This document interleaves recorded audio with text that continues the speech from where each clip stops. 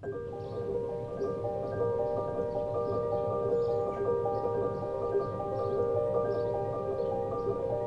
think it was in my early teens when like social aspects came into it a lot more. I started meeting a lot more friends through playing sport.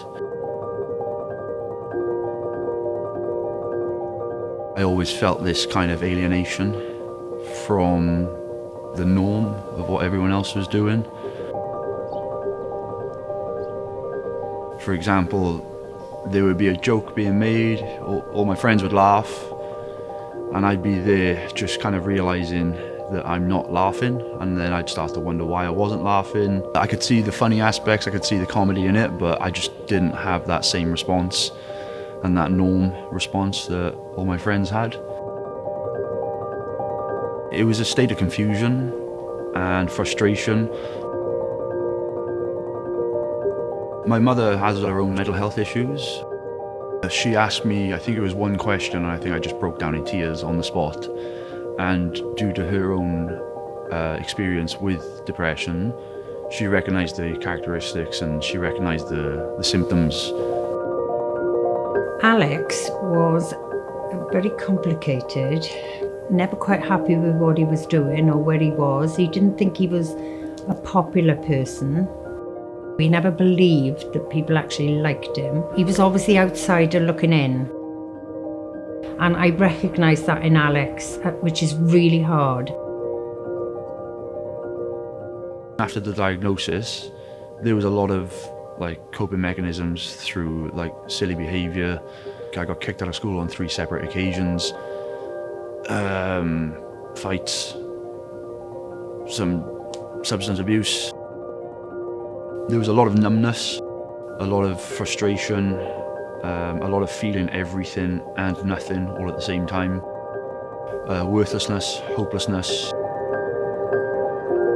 That loneliness feeling has followed me throughout my life, which then influences the way your perspective on the way you see the world, the way you see yourself, and it inherently dictates the way you behave. So it's quite hard to navigate. I never close the door on him, he knows he can always come to me. I've only got to look at him or hear him on the phone and I know there's something. I can't take away that feeling. Doesn't matter how much I love him or support him, I can't actually take away that from him.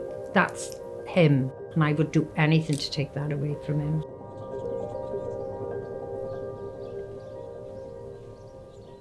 I feel like CrossFit provided some sort of a signpost of so many things on the path of improvement. It kind of encompasses, physical well-being, which takes discipline, it takes resilience, it takes grit, it takes consistency. It ripples into my external life, being food, sleep, hydration. I found CrossFit and I didn't quite know what the word was, but I was like, yeah, this is me. I just fucking loved it. So I was doing so much CrossFit at the time. I was coaching at the local box and my mum had proposed that I started my own. I never thought I could do it, but I jumped on the idea when I could. Within the space of 3 months, I had done my CrossFit level 1, found a unit, kitted it out, and off we go. When you see him standing in front of the whiteboard, he just comes alive. He joins in with the class and they love seeing him join in with the class.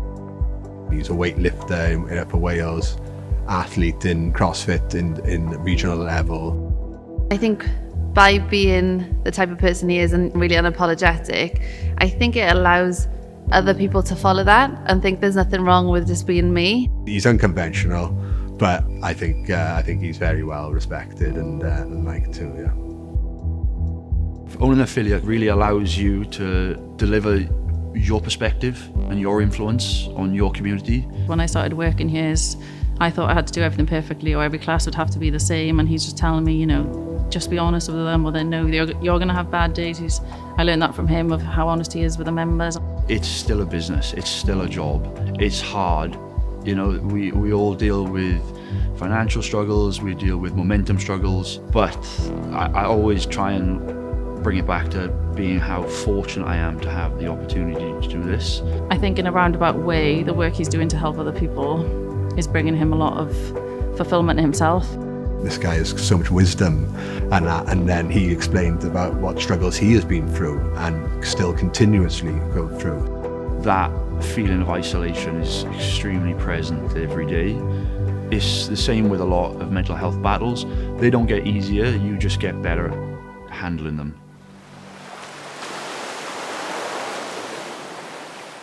I've got first-hand experience in how broken the system is in the terms of supporting mental health in young men and men.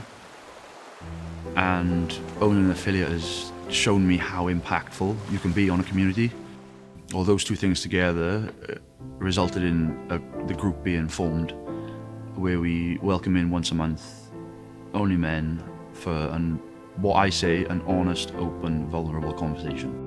The group of that he's developed for men to speak and talk has been brilliant, because as soon as you start talking, things become so much like a weight lifted off your shoulder. We have guys who've lost their job, to guys who are dealing with suicide in the family or suicidal thoughts, and I feel we're all so closed and so cagey that it's actually rare to come across an act of kindness. It might be just a cup of coffee, or it might be a cake or free water, but the gesture or the message behind it is like, you're welcome, which is a really powerful thing. The fitness industry could really learn a lot from that, because there's so much strength in being vulnerable. But that's what Alex does. He puts the authenticity first. I try to embody everything I promote. Like, we do CrossFit every day. It gives us the tools to go and do life as well. I think this is what made him, going from a boy to a man to a business owner. I'm not sure if my depression will ever be cured as such, but I'm lucky and I'm very fortunate to say I love where I'm at in life.